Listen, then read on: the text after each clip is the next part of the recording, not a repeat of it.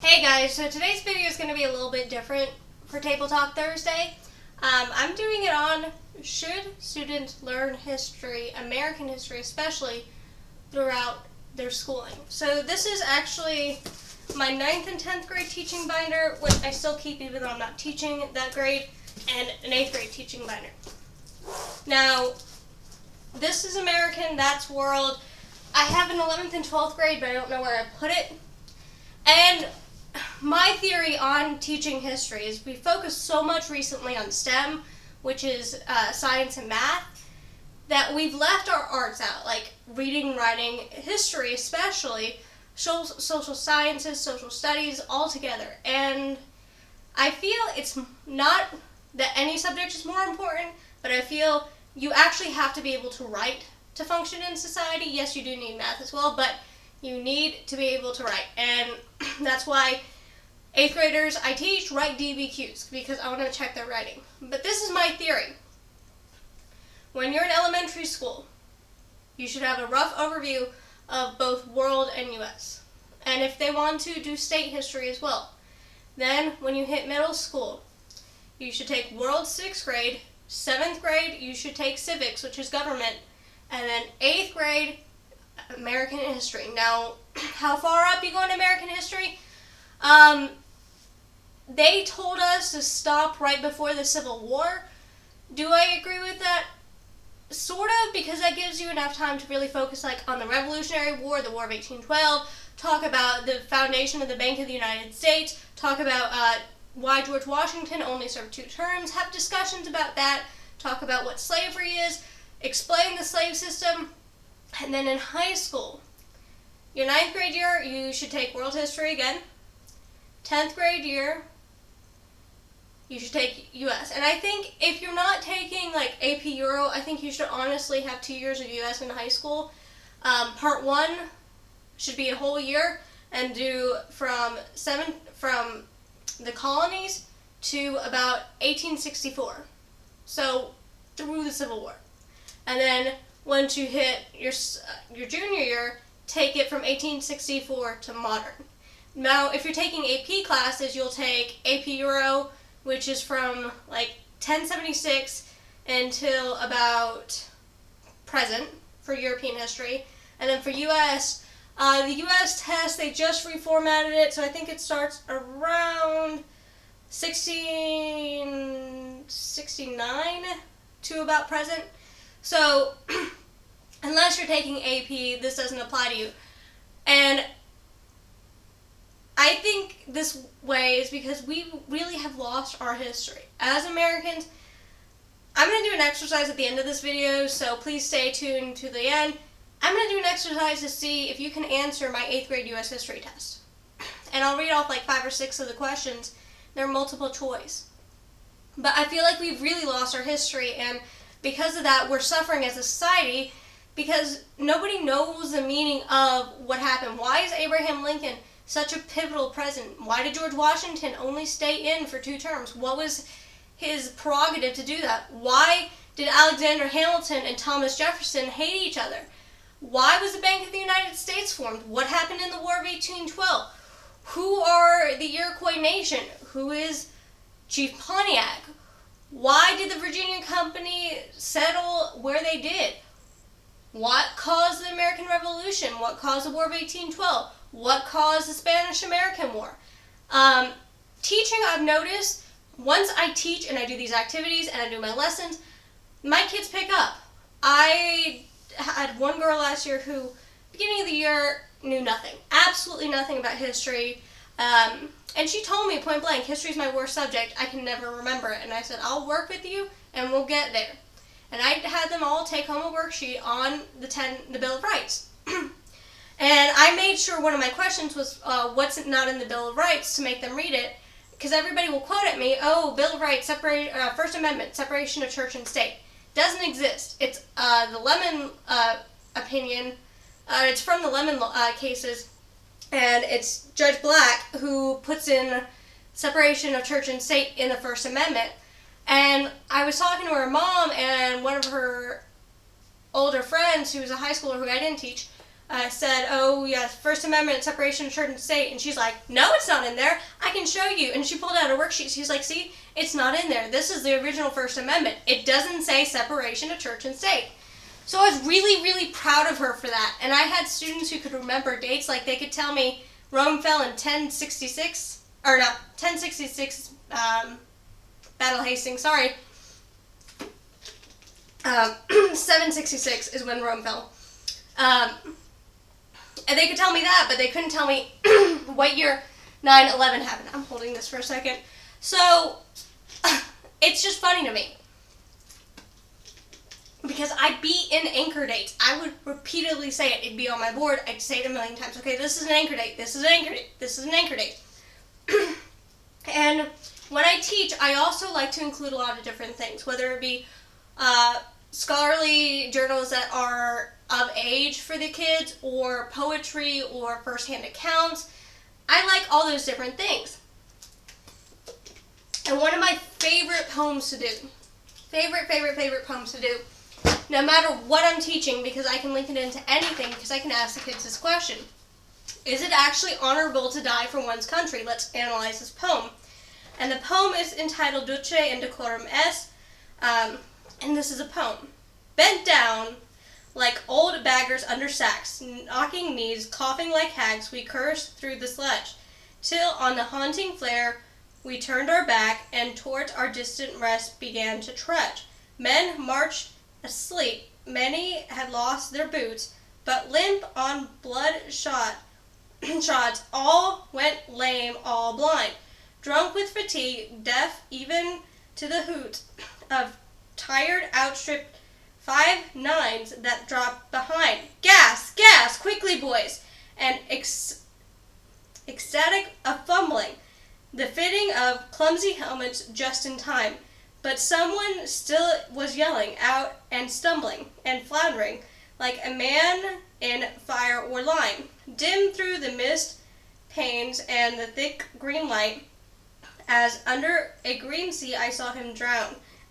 In all my dreams, before my helpless sight, he plunged at me, guttering, choking, drowning. If in some smothering dream you could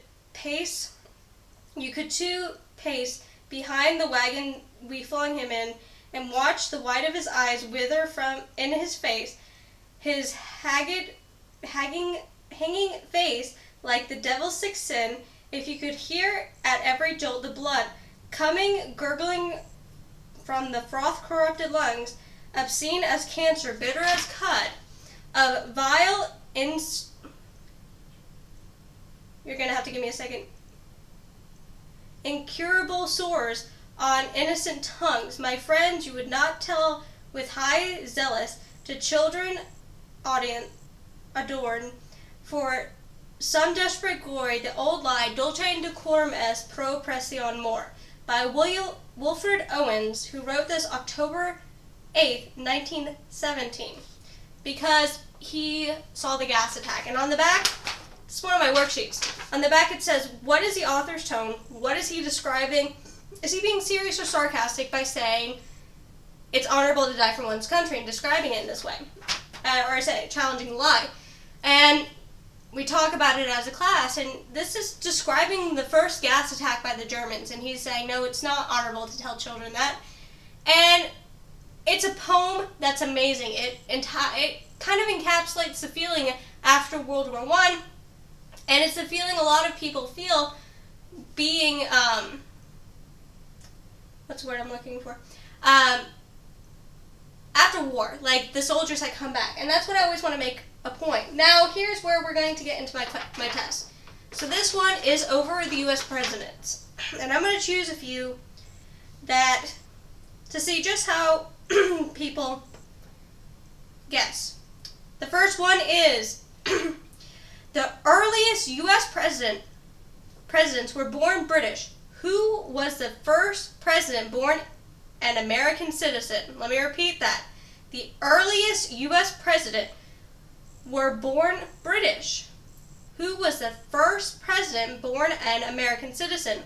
Is it A, John Quincy Adams, B, Andrew Jackson, C. Martin Van Buren, or D. John Tyler? Again, A. John Quincy Adams, B. Andrew Jackson, C. Martin Van Buren, or D. John Tyler? And the kids actually watched a documentary and then had an open note quiz.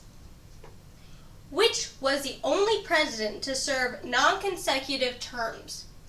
Which was the only president to serve non-consecutive terms? A. Grover Cleveland, B. John Quincy Adams, C. Richard Nixon, or D. Thomas Jefferson? Which president was the only one to serve non-consecutive terms? Was it A. Grover Cleveland, B. John Quincy Adams, C. Richard Nixon, or D. Thomas Jefferson? See, another good one.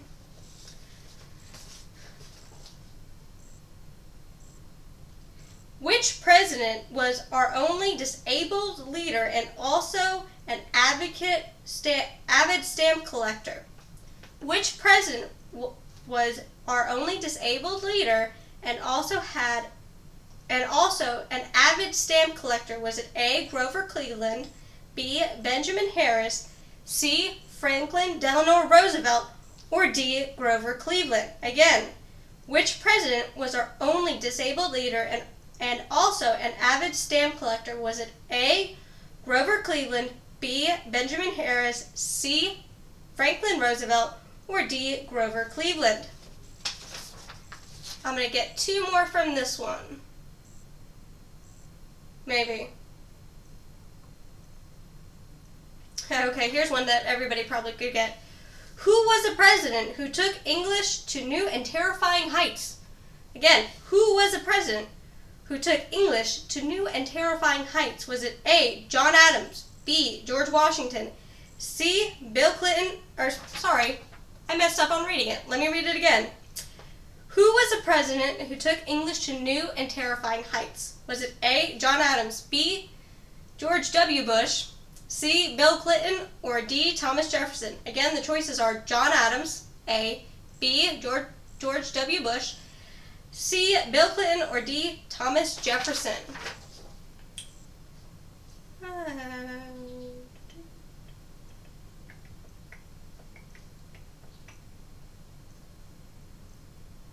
Okay, the last one is, who called himself a donut in another language?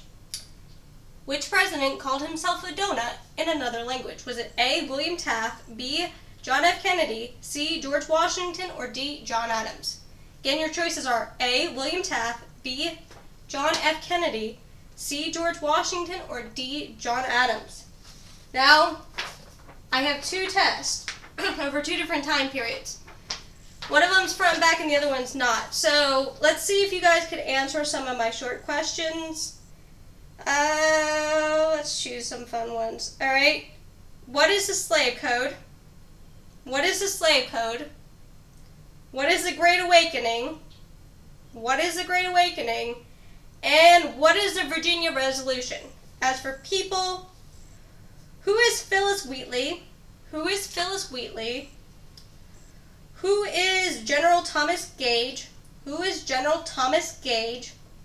And the last one is, who is Marquis de Lafayette? Who is Marquis de Lafayette?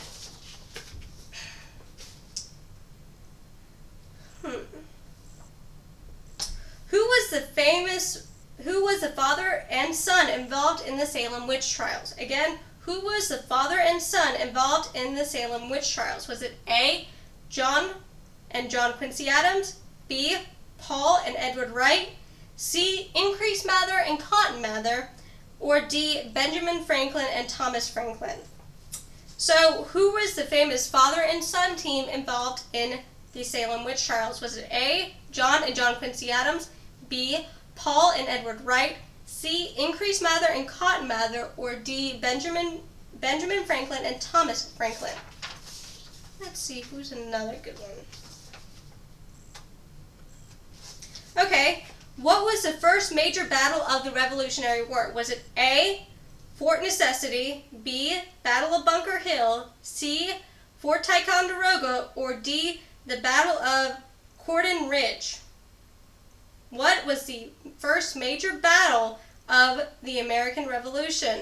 Was it A, Fort Necessity, B, Bunker Hill, C, Fort Ticonderoga, or D, Battle of Fort Ridge? How many amendments are there to the Bill of Rights? Is there A, 5, B, 12, C, 3, or D, 10? Again, how many amendments are there to the Bill of Rights? A, 5, B, 12, C, 3, or D, 10?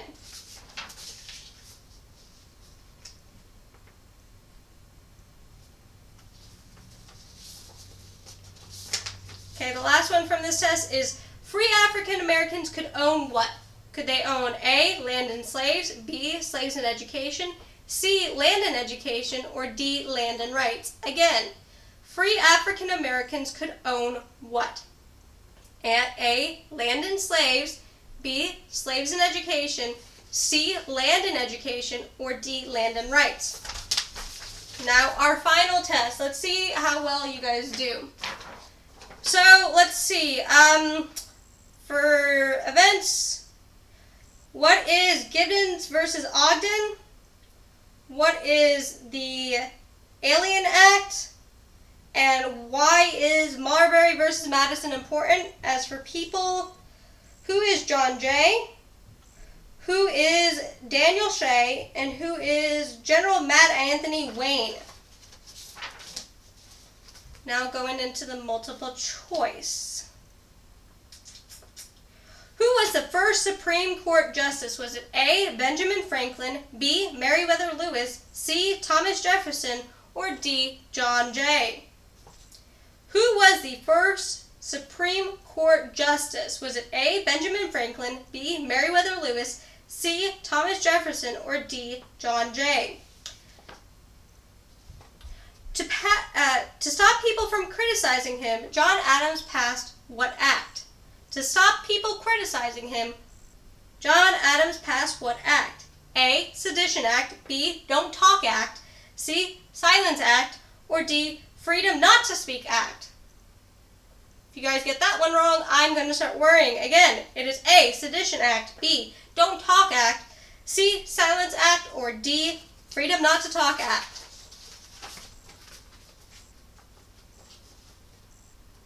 Who saved the painting of George Washington? Was it A, John Adams, B, Thomas Jefferson, C, James Madison, or D, Dolly Madison?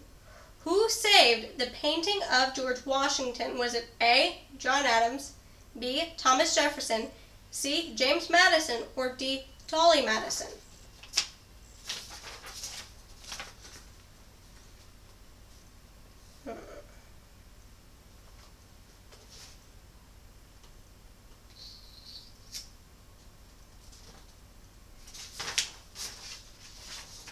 And the final question from this, actually I have two more. Who was the father of the Navy? Who was the father of the Navy? Is it Aaron Burr, George Washington, John Adams, or Thomas Jefferson? Who was the father of the Navy? Is it Aaron Burr, George Washington, John Adams, or Thomas Jefferson? And my final question is, what was the most deadly epidemic in America? Is it A, measles, B, cholera, C, influenza, which is flu, or D, smallpox? What was the most deadly epidemic in America? Was it A, measles, B, cholera, C, influenza, or D, smallpox? So I kind of want to see what you guys get on that. And do you guys agree with me? Should we teach American history in separate parts? Should high schoolers have to take 2 years of American history? And how should we teach it? Should we do what we do now, where we have a system where there's certain subjects that we don't talk about, as in my first table talk where I talked about whitewashing history? Should we continue whitewashing or should we change it? Leave comments below to tell me what you guys think. Well, bye guys! Next week we're going to have another table talk and I hope to see you there.